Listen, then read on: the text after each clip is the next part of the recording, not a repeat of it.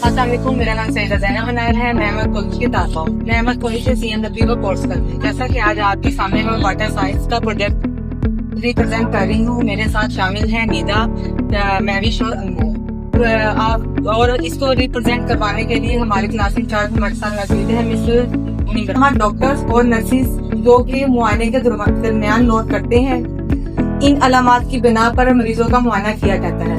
इन अलामात की वजूहत कुछ इस तरह है कि थर्मामीटर, BP ऑपरेटर और पल्स रेट को मजीद आगाह करने के लिए मैं निदा को कहूँगी कि निदा इनसे आगाह करें। थर्मामीटर एक इलेक्ट्रॉनिक आला है जिसे डैनियल गैब्रियल ने 1817 में इजाद किया, जिसका मकसद हमारे जिस्म का दर्जा हरारत में मापना है। लेकिन हमारे जिस्म का नॉर्मल दर्जा हरारत 37 डिग्री सेल्सियस होता है।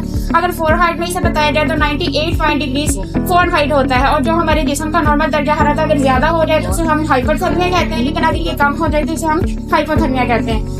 पल्स ऑक्सीमीटर एक इलेक्ट्रॉनिक आला है जिसे उंगली पर लगाया जाता है।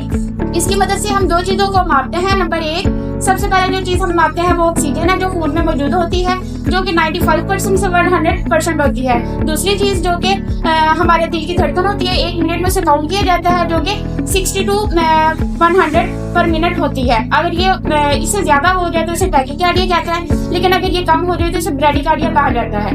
पेन स्केल यानी कि दर्द का पैमाना जो कि डॉक्टर को मरीज के दर्द की शिद्दत के बारे में बताने के लिए इस्तेमाल किया जाता है। इस पर 0 से लेकर 10 तक नंबरिंग लिखी होती है, जो कि हमें बताती है कि मरीज को किस किस्म की शिद्दत का दर्द का एहसास हो रहा है।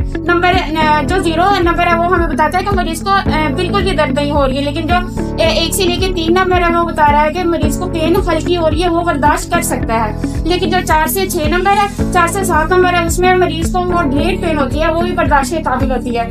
आगे 8 और जो 9 नंबर है वो भी बर्दाश्त के काबिल होती है, लेकिन जो 10 नंबर वो बहुत ही अनबेरेबल होती है, मरीज उसको बर्दाश्त नहीं कर सकता। BP ऑपरेटर्स और रेस्पिरेटरी सिस्टम के बारे में बताऊँ। सबसे पहले बात करते हैं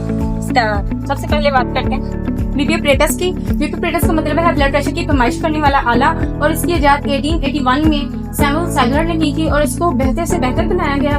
और आजकल ये इलेक्ट्रॉनिक और डिजिटल स्पेक्ट्रोमैनोमीटर के तौर पर काम कर रहा है। उसके बाद बात करते हैं स्टेथोस्कोप की। स्टेथोस्कोप की इजाद 1816 में रीने लिनियॉक ने की थी। लिनियॉक ने खातून के सीने पर पान रखकर गैर आरामदायक महसूस किया, इसलिए उसने एक कागज को लिया, उसका रोल किया और उसकी ट्यूब बनाकर उसका इस्तेमाल मरीज के दिल की आवाज सुनने के लिए किया। और 1851 में इसको जदीद मतलब बाइनोरल स्टेथोस्कोप के तौर पर आजाद किया गया। उसके बाद बात करते हैं रेस्पिरेटरी सिस्टम की। रेस्पिरेटरी सिस्टम यानी सांस का निजाम। सांस की शरह एक अहम तबी अलामत है, और हम एक इंसान एक मिनट में 20 से 18 मिनट सांस लेता है।